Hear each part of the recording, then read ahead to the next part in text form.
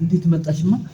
ተውሻ ለነገርኩ ዛሬ ነው መሰለኝ እየነገርኩ ነው። ምንም ልትሰማኝ ፈቃደኛ አይደል። ከኔ ጋር እኮ መኖር የምትፈልግ ከሆነ በእንደዚህ አይነት መንገድ ሊሆን አይችልም። ከአንቺ ጋር ማንም አስበው እንጂ ይኸውልሽ፣ ከአንቺ ጋር ስንት ይሁን 5 ልጅ እንወልዳለን። ከዛ በኋላ ጥቁር ውሻ ተወጂ የለ ጥቁር ውሻ እንገዛለን። ከዛ በኋላ በቃ ጥቁር ውሻ፣ ቤት፣ መኪና ምናምን ልጅ ምናምን ዝም ብሎ ይመጣል እንዴ?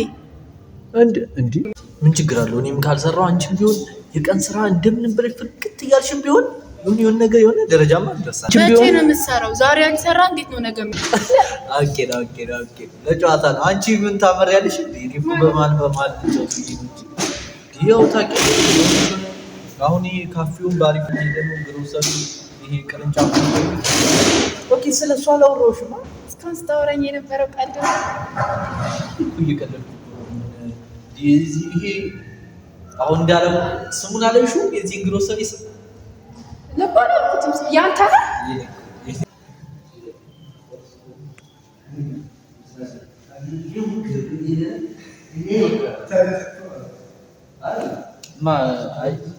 አሁን ምንም ነገር አላዘዝንም። ባላሽ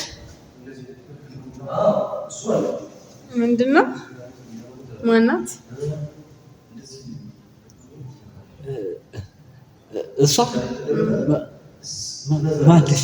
ማነሽ አንቺ? ጭራሽ ነኝ። ማነሽ? ሚስቱ ነኝ። ህጋዊ ሚስቱ ማለት ፍቅረኛዬ። እንዴት መጣሽማ? ተውሻ እንትን እኮ ነው። ቆይ ላስረዳሽማ። እንትን ማናት?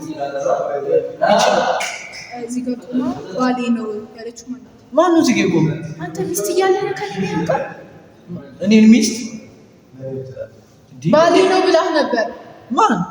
አሁን እዚህ ጋር ቆማ እሱ ባሌ ነው የት አለች? እባክህ ዝም በል።